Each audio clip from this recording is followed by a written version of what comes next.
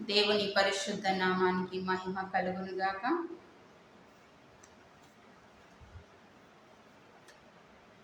సాయంకాల సమయంలో ప్రతి ఒక్కరిని ప్రేమపూర్వకంగా ఈ లైవ్లోనికి ఆహ్వానిస్తున్నాను. ప్రభు పేరట ప్రతి ఒక్కరికి శుభములు తెలియజేస్తున్నాను. Hallelujah. Thank you Lord. Thank you Jesus. Thank you Holy Spirit. హల్లెలూయా.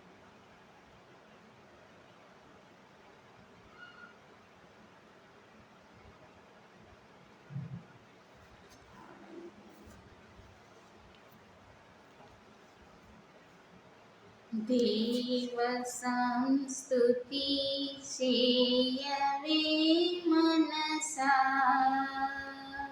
శ్రీమంతుడగుయే హోవ సంస్తుతి చేయవే మనసా.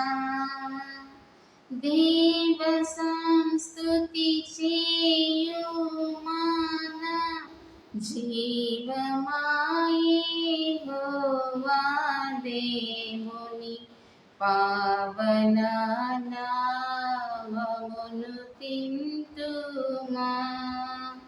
నాయంతరంగము లోవసించులో సమస్తమా.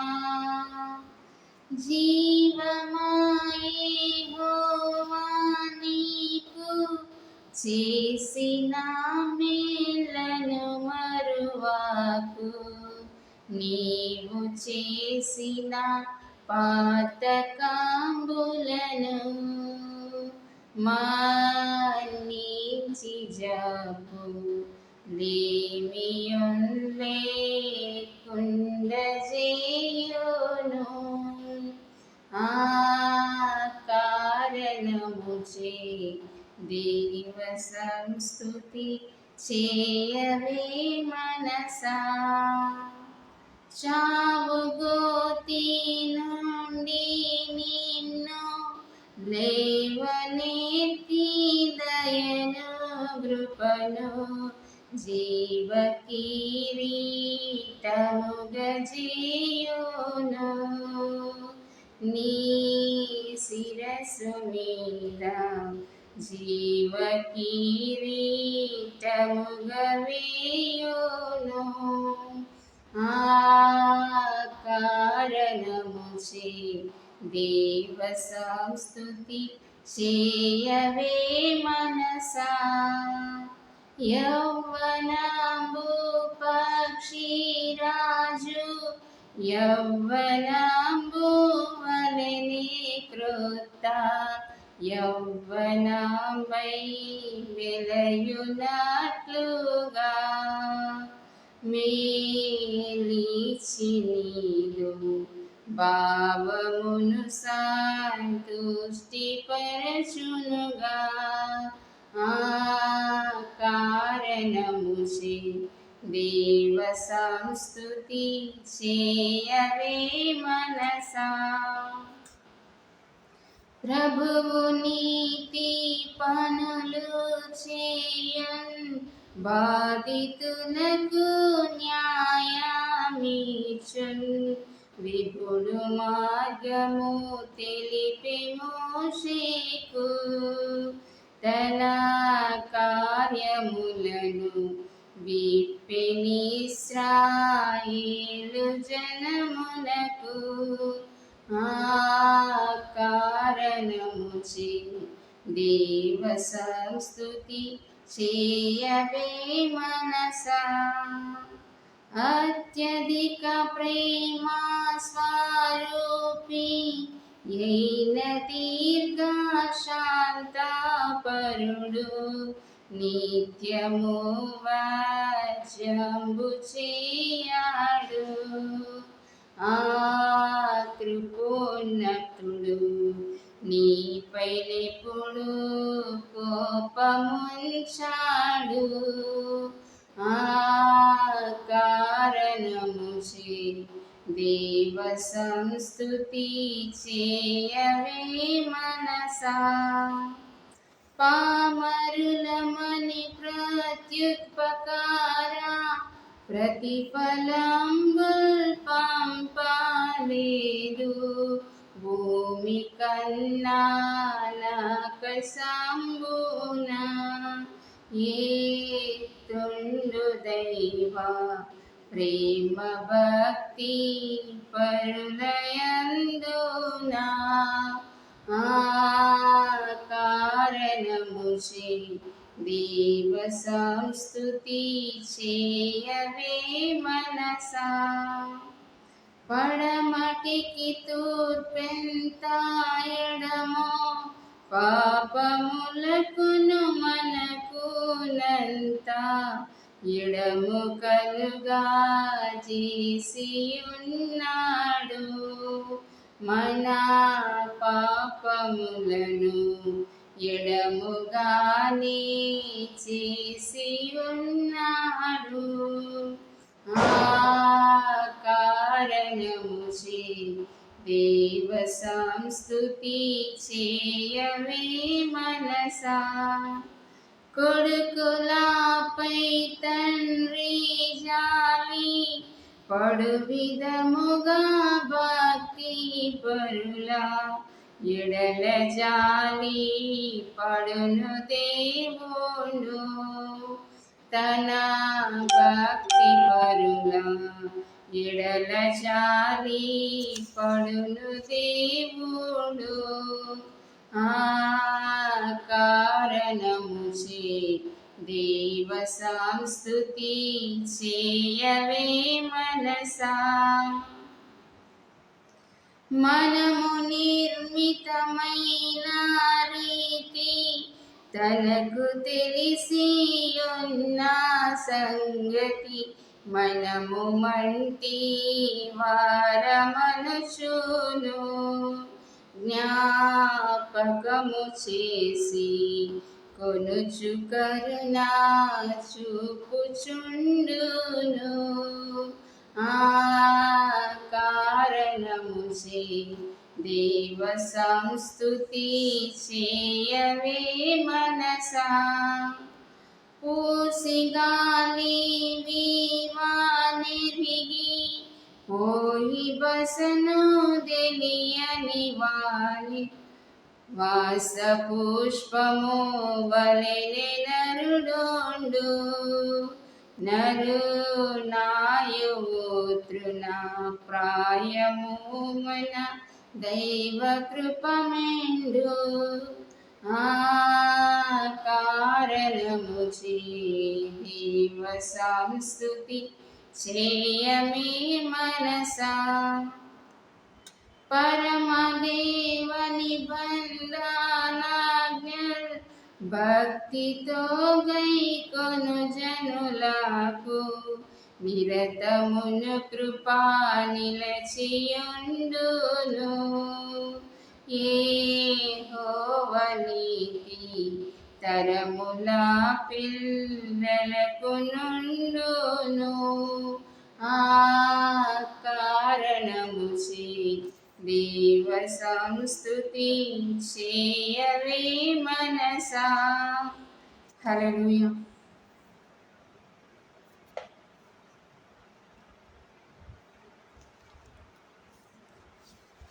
ప్రేమపూర్వకంగా ప్రతి ఒక్కరిని ఈ లైవ్లోనికి ఆహ్వానిస్తున్నాను. ప్రతి దినము ఒక నూతనమైన మాటతో, నూతనమైన వాగ్దానముతో, నూతనంగా ఆయన ధైర్యపరుస్తూ నూతనంగా మనల్ని ఏం చేస్తున్నాడు, నూతనముగా చేసి, అంటే మన హృదయంలో ప్రతి ఆలోచన ఏం చేస్తున్నాడు, శుద్ధి చేస్తున్నాడు. ప్రతి ఆలోచనని నూతనపరిచి నూతన హృదయముతో, నూతన ఉదయముతో, నూతన శక్తితో, నూతన బలముతో మనము ఉదయాన్ని ప్రారంభిస్తున్నామంటే కేవలము ఆయన యొక్క కృప. ఆయన మాటలు ప్రతిరోజు కొత్తగా ఉంటాయి. ప్రతిరోజు ఒక రోజు మనం వింటుంటే అదే మాట వింటూ ఉంటే వేరే వేరే వేరే విధంగా, అంటే మనకు కావలసినటువంటి రీతిలో మనకి అర్థమవుతాయి. ఆ మాటలు విన్నప్పుడు మనం ఏం చేస్తామంటాం, నూతన శక్తి పొందుకుంటాం, నూతన బలము పొందుకుంటాం, మరి నూతనమైనదిగా ప్రతిరోజు మనం ఉదయం లేస్తే వేసుకున్న డ్రెస్సు వేయము, బ్రష్ చేసామంటే బ్రష్ అప్ అయ్యామంటే నూతనంగా వేసుకుంటాం. నిన్న తిన్నది ఈరోజు తినము అంటే నిన్న చేసిన టిఫిన్ అలాగే ఉంచుకొని తింటామా, మరలా చేసుకొని తింటాం. ప్రతిరోజు నూతనంగా చేస్తున్న దేవుడు, ప్రతి ఆలోచనని నూతనంగా చేస్తున్న దేవుడు, ప్రతి పనిని నూతనంగా ప్రారంభించడానికి ఉదయం మొదలుకొని రాత్రికాల సమయం వరకు మరలా ఉదయము, అదే రాత్రి ఉండిపోవట్లేదు, అదే పగలు ఉండిపోవట్లేదు, అదే ఉదయం ఉండిపోవట్లేదు. ప్రతిదీ దాని పని అది చేసుకుంటూ మరలా నూతనమైన ఉదయం. అరే నిన్ననే ఉదయం వచ్చింది కదా, ఈరోజు మరలా ఎలా వస్తుంది కదా. నూతనమైన సృష్టి, నూతనమైన అనుభవాలు, నూతనమైన ఆలోచనలు. మరి ఉదయం ఉన్నట్టుగా మనం మధ్యాహ్నం ఉండం, మధ్యాహ్నం ఉన్నట్టుగా సాయంకాలం ఉండం. అలాగే నూతనమైన మాటలతో, నూతన శక్తితో దేవుడు బలపరచడానికి మరి ఆయన యొక్క మాటల్ని మనం వింటున్నప్పుడు ఆదరణ, బలము, ధైర్యము, శక్తి అవన్నీ వస్తాయి. కాబట్టి దయచేసి లైవ్ వీక్షిస్తున్న ప్రతి ఒక్కరు వీలైతే మీరు షేర్ చేయండి. ఒకవేళ వాక్యం విన్న తర్వాత మీకు షేర్ చేయాలనిపించినా, ఇది ఎవరికైనా అవసరంగా ఉంది అని అనిపించినా కూడా షేర్ చేయగలరు. ఎందుకంటే ఆయన మాటలు మనల్ని బలపరుస్తాయి కాబట్టి, మన జ్ఞానాన్ని అధికము చేస్తాయి, మన ఆలోచనలని ఏం చేస్తాయంట, సరళము చేస్తాయి. అంటే చక్కగా మన ఆలోచనని కట్టుకోవడానికి సహాయపడతాయి. మన ఆలోచనలు అనేకములు, మన హృదయములో ఆలోచనలు ఎలా ఉంటాయంటే అనేకమైనవిగా ఉంటాయి. కొన్ని పనికి వచ్చేవి ఉంటాయి, కొన్ని పనికి రాని ఉంటాయి. పనికి రాని వాటిని ఎక్కువగా ఫోకస్ చేసి ఆలోచిస్తాం, పనికి వచ్చే వాటిని పక్కన పడేసి చూస్తాం. కాబట్టి మనకు అసలు ఏమి కావాలి, దేవుని యొద్ద నుండి మనం ఏమి ఆశించాలి, ఏమి కావాలి, ఏముంటే మరి మనము ముందుకు వెళ్ళగలుగుతాం. చూద్దాం. లైవ్ ప్రతి ఒక్కరు లైవ్ వీక్షిస్తున్న ప్రతి ఒక్కరిని ప్రేమపూర్వకంగా ప్రభు పేరట ఆహ్వానిస్తున్నాను. లైవ్ షేర్ చేయవలసిందిగా ప్రభు పేరట మనవి చేస్తున్నాను. సామెతల గ్రంథము 3వ అధ్యాయము, సామెతల గ్రంథము 3వ అధ్యాయము 14వ వచనం.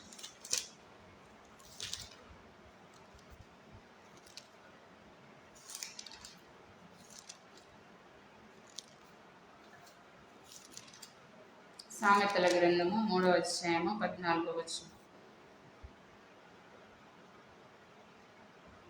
వెండిని సంపాదించుకొనుట కంటే జ్ఞానము సంపాదించుట మేలు. వెండిని సంపాదించుట కంటే జ్ఞానము సంపాదించుట మేలు. అపరంజి సంపాదించుట కంటే జ్ఞాన లాభము నొందుట మేలు. హల్లెలూయా. ఏమి సంపాదించుట కంటే అండి? వెండిని సంపాదించుట కంటే జ్ఞానాన్ని సంపాదించుకుంటా ఎంతో మేలు. మీరు అనుకుంటారు కావచ్చు, సిస్టర్కి బంగారం మీద, వెండి మీద ఆశ లేదు కావచ్చు, అందుకే ఈ వెండి బంగారం ఏం చేస్తాయని చెప్పడానికి సిద్ధపడ్డది. ప్రతి ఒక్కరికి అవసరమే, ప్రతి ఒక్కరికి ఆశ ఉంటుంది. వెండి అయినా బంగారం అయినా ఏం చేస్తాం? వాటితో ఆభరణాలు చేసుకొని ధరిస్తాం, అంతే కదా.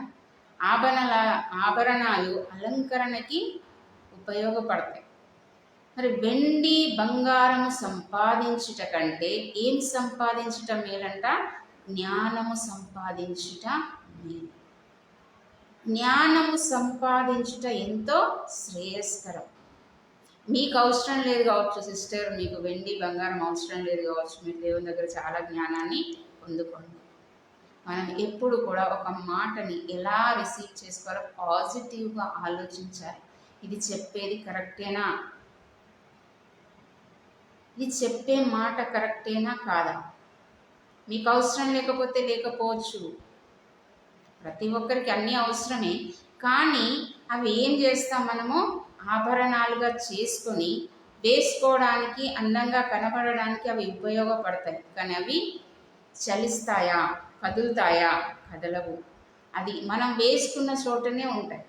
మనం చెవులకు పెట్టుకోవచ్చు, మగవాళ్ళు అయితే చైన్ వేసుకోవచ్చు, ఏదైనా ప్రతి ఒక్కరు, మగవాళ్ళనే కాదు, ఆడవాళ్ళనే కాదు, చిన్నపిల్లలని కాదు, ప్రతి ఒక్కరికి అవి యొక్క ఎలా కనిపిస్తాయంటే అందంగా, ఆభరణాలు అందంగా ఉంటాయి, కానీ దాంట్లో కదలిక ఉండదు.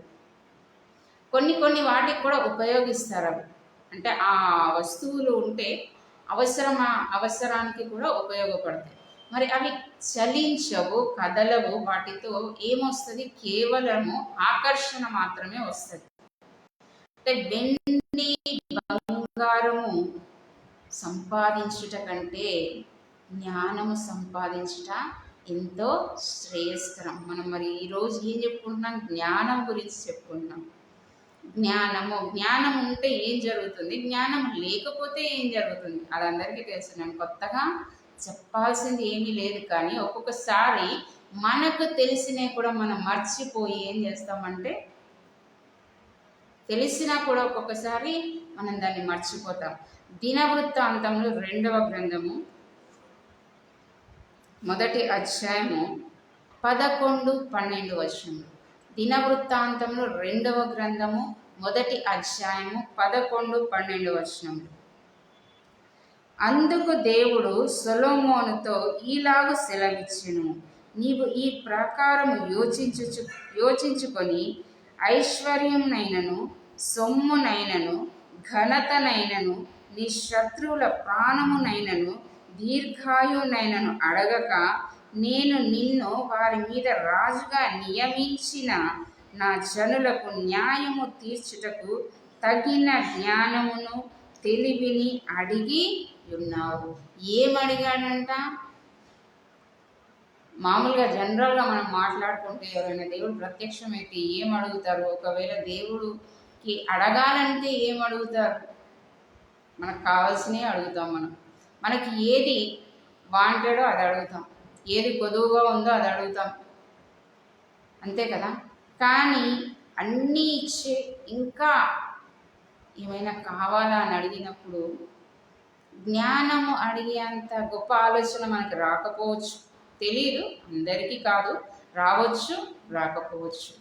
ఎవరి ఆలోచనల ప్రకారం వాళ్ళు ఉంటారు. కాబట్టి దేవుడు సొలొమోనుతో ఇలాగ సెలవిచ్చెను, నీవు ఈ ప్రకారము యోచించుకొని ఐశ్వర్యమునైనను, ఘనతనైనను, మనమైతే అడుగుతాం కావచ్చు, మనం చేసే దగ్గర మనల్ని ఘనంగా చూడాలి, మనల్ని ప్రేమతో చూడాలి, మనకి ఒక రెస్పెక్ట్ ఇవ్వాలి,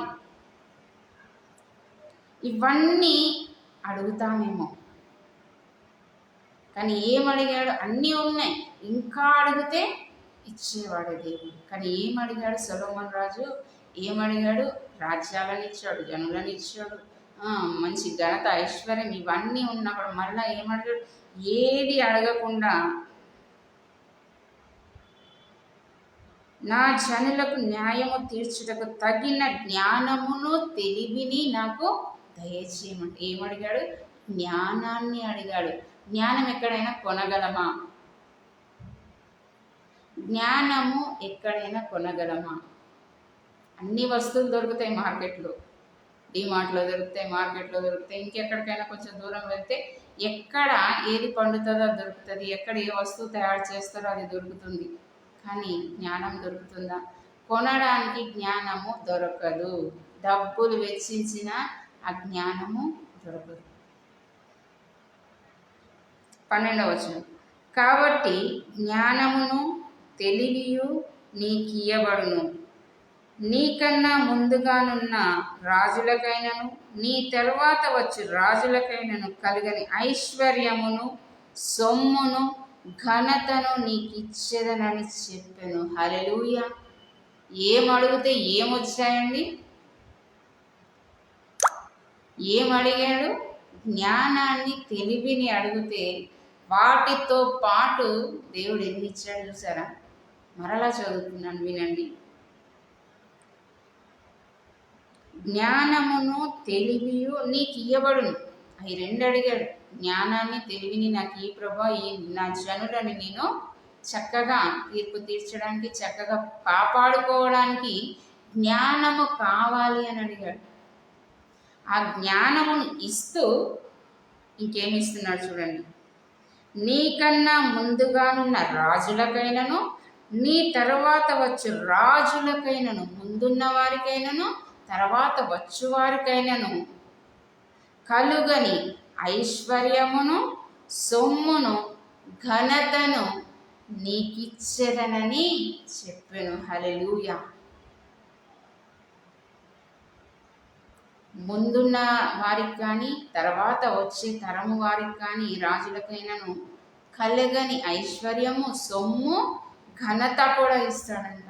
ఆయన అడిగింది ఒక జ్ఞానము తెలివి, పరిపాలించడానికి కావాల్సింది ఆయన అడిగితే దేవుడు ఏమి ఇచ్చాడు? వాటితో పాటుగా వీటిని కూడా ఇచ్చాడు. అంటే జ్ఞానం ఏం చేస్తుంది? జ్ఞానము కుటుంబాన్ని సరిదిద్దుకోవడానికి సహాయపడుతుంది. డబ్బు ఉంటుంది, డబ్బు వస్తువులను సమకూరుస్తుంది. అంటే కావలసినవి తెచ్చుకోవడానికి మాత్రమే ధనం ఉపయోగపడుతుంది. జ్ఞానము దానిని సద్వినియోగము చేసుకోవడానికి ఉపయోగపడుతుంది. హల్లెలూయా.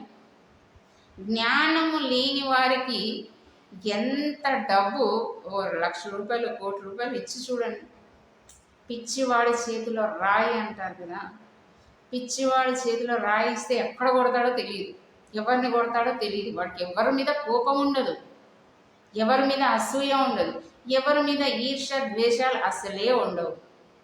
ఎందుకంటే మానసికంగా ఉన్న వ్యక్తి కాబట్టి ఆ రాయిని తీసుకొని ఎక్కడైనా కొట్టొచ్చు, ఎవరినైనా కొట్టొచ్చు.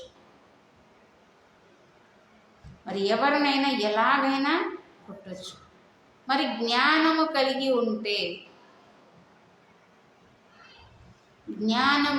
ఉంటే, మనం ఏం చేస్తాము? సద్వినియోగము చేసుకుంటాము. దేనినైనా, సమయాన్నైనా సద్వినియోగం చేసుకుంటాము, డబ్బునైనా సద్వినియోగం చేసుకుంటాము. గృహాన్ని కట్టుకోవడానికి, అంటే స్త్రీలైతే గృహాన్ని చక్కగా నడపడానికి ఆ జ్ఞానం ఏం చేస్తుంది? ఉపయోగపడుతుంది.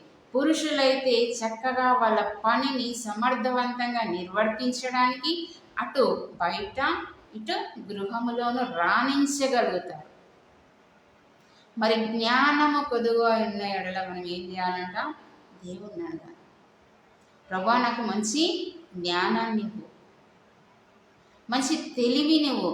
తెలివి జ్ఞానము సర్వ సంపదలు గుప్తమై ఉన్నాయి. ఆ రెండిట్లోనే సమస్తమును ఏమున్నాయంట? గుప్తములై ఉన్నాయి. సమస్తములు దాగి ఉన్నాయి అక్కడ. బుద్ధి జ్ఞాన సర్వ సంపదలు ఆయన యొద్ద ఉన్నాయి. సొలొమోను రాజు ఏమడిగాడు? తెలివిని జ్ఞానమును అడిగాడు. దాంతోపాటు దేవుడు ఐశ్వర్యమును సొమ్మును ఘనతను ఇచ్చాడు. హల్లెలూయా. మరి మనం కూడా అడిగి, సరే సిస్టర్, అప్పుడు సొలొమోను రాజు అంటే పరిపాలించాడు కాబట్టి, ఆయన రాజు కాబట్టి, ఆయనకు సమస్తమును ఉంటాయి కాబట్టి ఆయనకి ఏం చేసుకోవాలి? డబ్బు ఉంది, పదవి ఉంది, అన్నీ ఉన్నాయి కాబట్టి ఆయన అది అడగలేదేమో.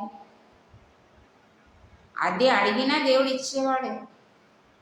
నీకున్నాయి కదా, సరిపోతాయి కదా, నేను ఇవ్వను అని దేవుడు అన్నాడు. అంటే అవి ఇచ్చి అంత స్థితిలో ఉన్నా కూడా మనలా అడిగినప్పుడు జ్ఞానాన్ని, ఎందుకంటే జనులను పరిపాలించాలి అని అంటే, ఓకే, అక్కడ జనులు ఉన్నారు, పరిపాలించాలి, తెలివి కావాలి, జ్ఞానముతో కూడిన ఆలోచనలు కావాలి. మరొక రాజ్యాన్ని పరిపాలించాలంటే మాటలు కాదు. ఇప్పుడు రాజకీయ నాయకులు ఉన్నారు, వారికి ఎంత స్ట్రెస్ ఉన్నా కూడా వారికి ఏం కావాలి? డబ్బు వస్తుందన్న ఆలోచన కాదు వాళ్ళకి. ప్రతిరోజు ఆలోచన, జ్ఞానముతో ఆలోచిస్తే వాళ్ళు సరి అయిన నిర్ణయాలు తీసుకుంటారు.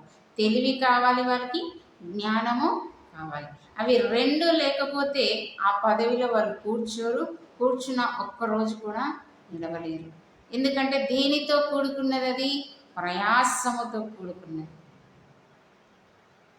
మరి చక్కటి ఆలోచన, చక్కటి జ్ఞానము, చక్కటి తెలివి ఉంటే దేనినైనా పరిపాలించగల శక్తి ఉంటుంది.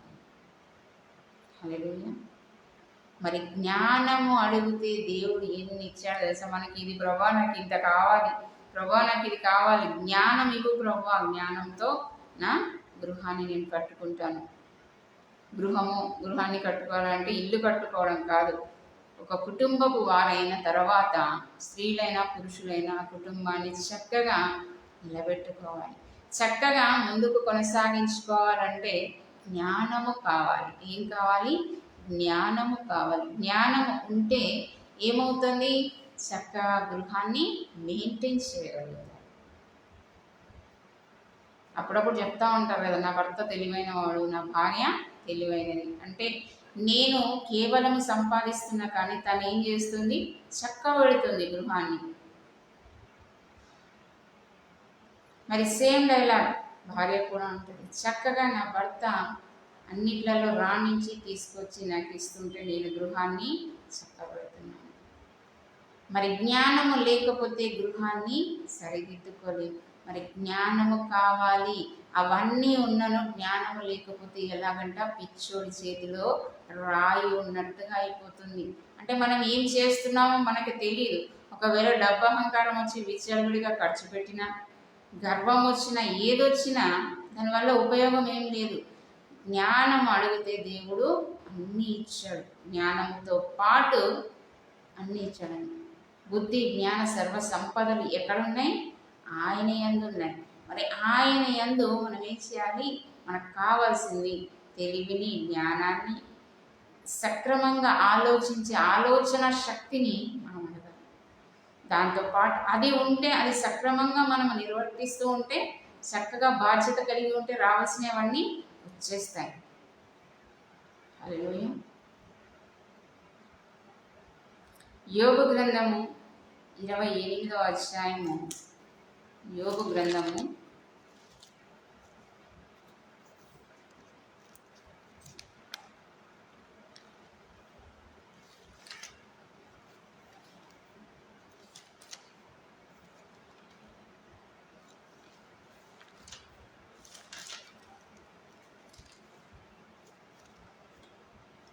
28వ అధ్యాయము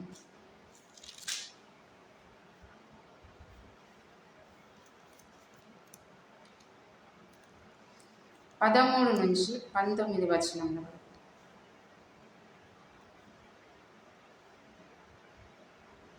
నరులు దాని విలువను ఎరుగరు, ప్రాణులున్న దేశంలో అది దొరకదు. అగాధము అది నాలో లేదనును, సముద్రము నా యొద్ద లేదనును. సువర్ణము దానికి సాటి అయినది కాదు, దాని విలువ కొరకై వెండి తూచరాదు. అది ఓఫీరును బంగారమునకైనను విలువ గల గోమేధికమునకైనను నీలమునకైనను కొనబడినది కాదు. సువర్ణమైనను స్ఫటికమైనను దానితో సాటి రావు. ప్రశస్తమైన బంగారు నగలను ప్రతిగా అది ఇయ్యబడదు. పగడముల పేరు, ముత్యముల పేరు దాని ఎదుట ఎత్తనే కూడదు. జ్ఞాన సంపాద్యము కెంపుల కన్నా కోరదగినది. హల్లెలూయా. ఎక్కడ దొరకదంట? నరులు దాని విలువను ఎరగరు. జ్ఞానము యొక్క విలువ ఎవరికి తెలియదు.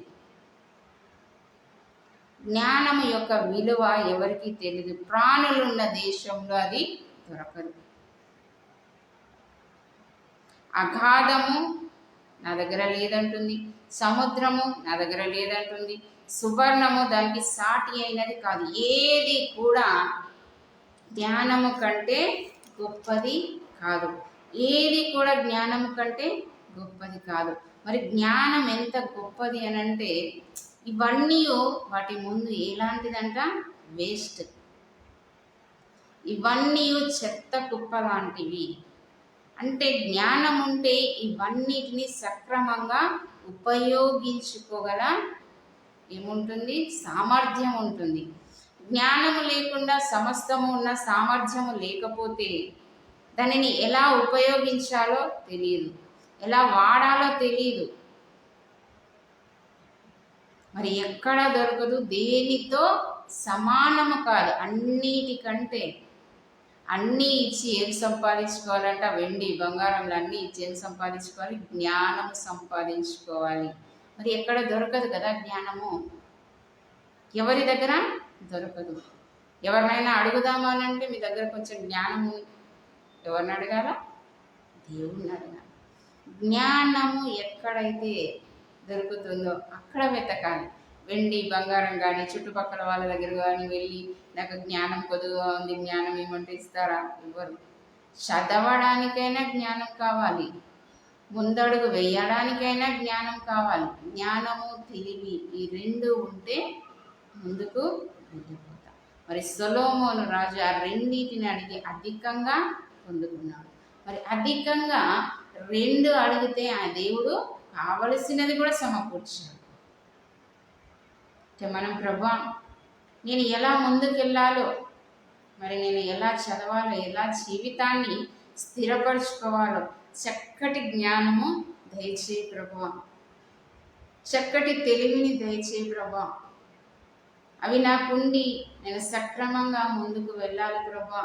నాకు చక్కటి ఆలోచన, చక్కటి తెలివి, చక్కటి జ్ఞానమును నాకు దయచేయి ప్రభువా అంటే మరి ఆ జ్ఞానంతో పాటు మనకి కావలసినవి కూడా దేవుడిస్తాడు. మరి మనం అందరం ఏం అడగాలి? దేవుణ్ణి నాకు జ్ఞానాన్ని దయచేయి ప్రభువా అంటే ఇప్పుడు నాకు జ్ఞానం లేదా, తెలివి లేదా, మీరు ఇలా చెప్తున్నారు, లేదు. మనకు కావలసిన జ్ఞానము దేవుని యొక్క ఉంది, దేనితో సమానం కాదని. ఆయన దగ్గర నుంచి మనం ఆ జ్ఞానాన్ని అడిగి పొందుకుంటే అంటే మన జీవితాలను, మన కుటుంబాలను, ఇతరుల జీవితాలను కూడా మనము ఏం చేయగలము? తీర్చిదిద్దగలము. అంటే ఇంకొకరిని బాగు చేయడానికి మనకు అవసరమా? అంటే మన జీవితాన్ని బాగు చేసుకుంటూ ఇతరులు ఎలా, మీరు ఇంతగా ఈ కుటుంబాన్ని ఎలా రన్ చేస్తున్నారు, ఎలాగా ప్రతి పరిస్థితిని అధిగమిస్తున్నారని చెప్పినప్పుడు అది చెప్పడానికి ఆస్కారం ఉంటుంది. మరి జ్ఞానము కొదవగా ఉంటే ఏం చేయాలి? అడగాలి. ప్రతి ఒక్కరు దేవుని యొక్క జ్ఞానాన్ని అడిగి పొందుకొని కుటుంబాలని చక్కటి మార్గంలో నడిపించుకుందురుగాక యేసు నామములో. హల్లెలూయా. కీర్తనల గ్రంథము 119వ కీర్తన, కీర్తనల గ్రంథము 119వ కీర్తన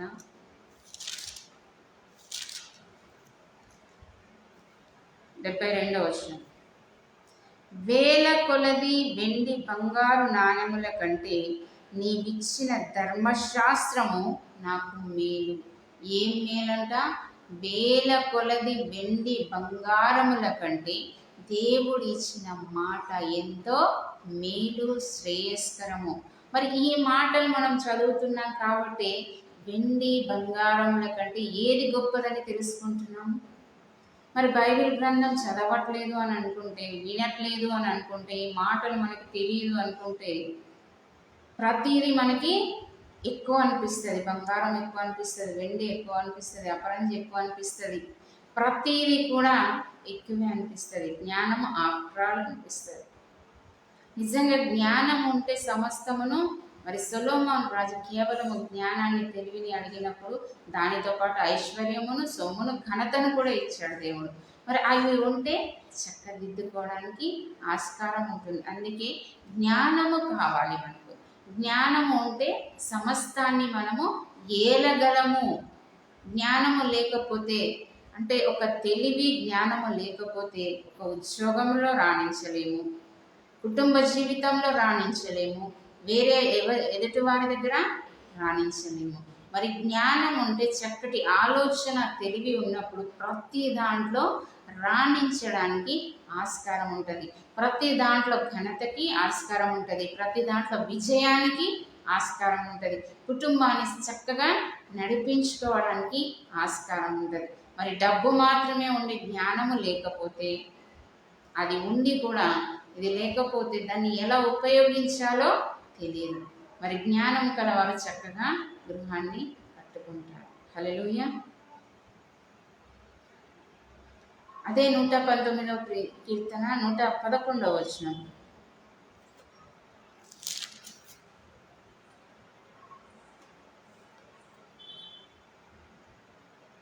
నీ శాసనములు నాకు హృదయానందములు, అవి నాకు నిత్య స్వాస్థ్యమని భావించుచున్నాను. హల్లెలూయా. ఆయన శాసనములు ఎలాంటివంట? నిత్యము అంటే, నిత్యం అంటే ఎప్పుడు ఉండేవి. నిత్య స్వాస్థ్యము. డబ్బు సంపాదిస్తాము, అంతే డబ్బు ఉంటుందా? ఒక్కొక్కసారి రెట్టింపు అవుతుంది, అంటే దాన్ని ఉపయోగించినట్లయితే చక్కగా రెట్టింపు అవుతుంది, కానీ అది అలాగే ఉంటుందా? ఖర్చు అయిపోతుంది. ఏది కూడా శాశ్వతము కాదు, కానీ ఆయన మాటలు ఇలాంటివంట నిత్య స్వాస్థ్యము, ఎప్పటికీ నిలిచి ఉండే స్వాస్థ్యం అవి. మరి ఎప్పటికీ నిలిచి ఉండే స్వాస్థ్యం మనకు కావాలి. అలా వచ్చి అలా మంచులాగా కరిగిపోయేది మనకి అవసరం లేదు. 119వ కీర్తన 162వ వచనం.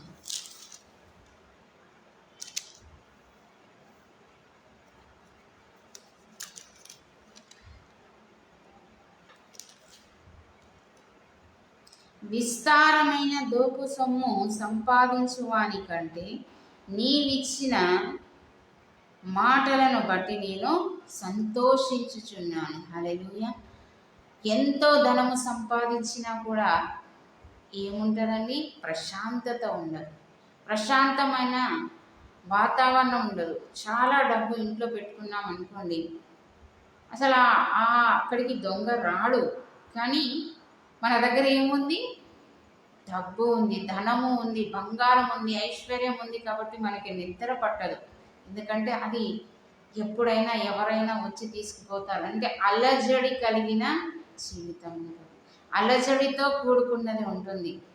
మరి అంత ఉన్నా కూడా ప్రశాంతంగా తినలేరు, ప్రశాంతంగా నిద్రపోలేదు. ఎవరైనా వచ్చినా భయం భయం భయం, అంటే వాళ్ళు చూస్తారేమో, ఇంత ఉందేమో అంత ఉందేమో అనేసి అనుకుంటారు కదా. మరి దోపుడు సొమ్ము సంపాదించిన దానికంటే నీవిచ్చిన మాటలను బట్టి నేను సంతోషించుచున్నాను. హల్లెలూయా. దేవుడిచ్చిన మాటలు మనకి ఏం చేస్తాయి అంటే సంతోషాన్ని ఇస్తాయి, బలమునిస్తాయి, ఆదరణ ఇస్తాయి. మరి ఆయన మాటలే కదా ఇవి. సొలొమోన్ గారు మరి జ్ఞానాన్ని, తెలివిని అడిగినప్పుడు మరి దేవుడు వాటితో పాటుగా ఇవ్విచ్చాడు. మరి మనము కూడా దేవుణ్ణి అడిగి పొందుకోవాలి. అంటే విశ్వాసంతో అడగాలి. అక్కడ రాసింది దాని మట్టికే కాదు, మనము చదివి మనము ప్రార్థన చేసి అడిగి మనం పొందుకోవాలి. మరి జ్ఞానము జ్ఞానము జ్ఞానము. అపరంజి అంటే బంగారము, వడపోసిన తర్వాత వచ్చే మేలిమి బంగారం. అంతకన్నా శ్రేష్టమైనది ఏంటంట? దేవుని యొక్క మాటలు. మరి ఆ మాటలు అంత శ్రేష్టమైనవి, అంత విలువైన మాటలు. మనం ఏం చేయాలి? ప్రతిరోజు ఆ విలువైన మాటలు, శ్రేష్టమైన మాటలు, బలమైన మాటలు మనం వింటున్నప్పుడు మనకి శక్తి వస్తుందా రాదా? బలం వస్తుందా రాదా? వస్తుంది. శక్తి వస్తుంది, బలము వస్తుంది, అన్నీ వస్తాయి. కాబట్టి ఆయన యొక్క మాటలు శ్రేయస్కరము, నిత్య స్వాస్థ్యములు. హల్లెలూయా. మరి నిత్య స్వాస్థ్యములకు వాటిని మనం పట్టుకుంటే దేవుడు చక్కగా మనల్ని నడిపిస్తాడు. ఆయన మాటలు. జ్ఞానము కొదువుగా ఉందా? జ్ఞానం అడగాలి. తెలివి కొదువుగా ఉందా? తెలివిని అడగాలి. ఏదైనా రెండే కాదు, ఆలోచన కావాలి. ప్రభా నాకు ఆలోచన రావట్లేదు, నేను ఏం ఆలోచిస్తున్నానో కూడా నాకు తెలియట్లేదు, చక్కటి ఆలోచన నాకు దయచేయి ప్రభా. ఆలోచన దయచేస్తాడు. తెలివిని దయచేయి ప్రభా, తెలివిని దయచేస్తాడు. జ్ఞానంను దయచేయి ప్రభా, జ్ఞానాన్ని దయచేస్తాడు. ఇదిగో చక్కగా ప్రభా నేను ఆలోచించి చక్కటి నిర్ణయాలు తీసుకునే ఆలోచన, చక్కటి మార్గం ఎంచుకునే ఆలోచన నాకు దయచేయి ప్రభా అని దయచేస్తాడు. ప్రతి దాంట్లో మనకి విజయం ఇచ్చి ముందుకు నడిపించే దేవుడు. మనకి ఏం కాదు, మనం ఏం అడగాలని? జ్ఞానాన్ని అడగాలి. కొంచెమే ప్రభా ఎక్కువ ఇస్తాడు. ఆ రెండు అడిగితే ఐశ్వర్యము, ఘనత, సొమ్ము అన్నీ ఇచ్చేశాడు. అంటే దానితో అవి వచ్చినాయి. మనం ఇవి ఉంటే అవి సంపాదించుకోవచ్చు. జ్ఞానము కలిగి నడుచుకోవచ్చు, జ్ఞానము కలిగి మాట్లాడవచ్చు, జ్ఞానముతో ఉన్నత స్థాయికి ఎదగవచ్చు. మనకు జ్ఞానము కావాలి. మరి ఏవి కూడా వాటితో సమానం కాదు. అన్నీ పెంట కుప్పతో సమానం. చక్కటి జ్ఞానము, ఆ జ్ఞానము మనల్ని నడిపిస్తుంది, ఆ జ్ఞానం మనల్ని గొప్ప చేస్తుంది, ఆ జ్ఞానము మనల్ని అభివృద్ధిలోకి నడిపిస్తుంది. మరి అలాంటి జ్ఞానము దేవుడు అందరికీ అనుగ్రహించి మరి జ్ఞానాన్ని అడిగి పొందుకొని మరి కుటుంబాలను చక్కగా కట్టుకునే కృప దేవుడు మీకు అందరికీ అనుగ్రహించుగాక. దేవుడి వాక్యాన్ని దీవించి ఆశీర్వదించుగాక. ఆమె మీకెవరికైనా ప్రార్థన అవసరతలు ఉంటే కామెంట్ చేయండి, నేను మీ గురించి ప్రార్థన చేస్తాను. ప్రతిరోజు సాయంకాలము 6:30 గంటలకి లైవ్ ఉంటుంది, గమనించండి. వీలైతే రండి, వీలైతే షేర్ చేయండి. దేవుని యొక్క మాటలు ఆదరణ కలిగించేవి, జీవితాలను కట్టుకునేవి, జీవితాలను మార్చుకునేవి, చక్కగా ఆశీర్వాదంలోకి నడిపించేవి, చక్కటి ఐశ్వర్యము, ఘనత, మంచి పేరు రావడానికి చక్కగా. ఎందుకంటే ఆ మాటలు మనల్ని ఏం చేస్తాయి? కృంగిపోయిన వారిని లేవనెత్తుతాయి, బలహీనతలో ఉన్న వారిని బలమిస్తాయి, శక్తిహీనులకు శక్తినిస్తాయి, కావలసిన ప్రతీదీ ఇస్తుంది, అవసరతలన్నీ తీరుస్తాయి. ఆర్థిక పరిస్థితి మెరుగుపరుస్తుంది, అనారోగ్య పరిస్థితి చక్కగా ఆరోగ్యంలోనికి నడిపిస్తుంది, బలహీన స్థితి నుండి బలం పొందుకుంటారు. మానసిక ఆందోళన నుంచి ఏమొస్తుందంట? ప్రశాంతమైన జీవితం వస్తుంది.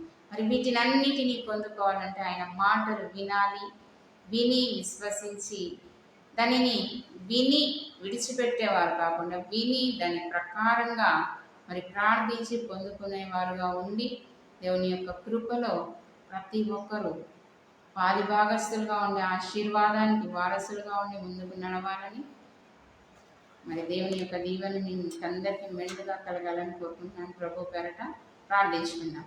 మహాపరిశుద్ధుడమైన మా ప్రియ పరలోకపు తండ్రి, ఈ అతి శ్రేష్టమైన ఉన్నతమైన ఘనమైన నామానికి వేలాది వందనాలు, స్తుతులు, స్తోత్రాలు చెల్లిస్తున్నాను.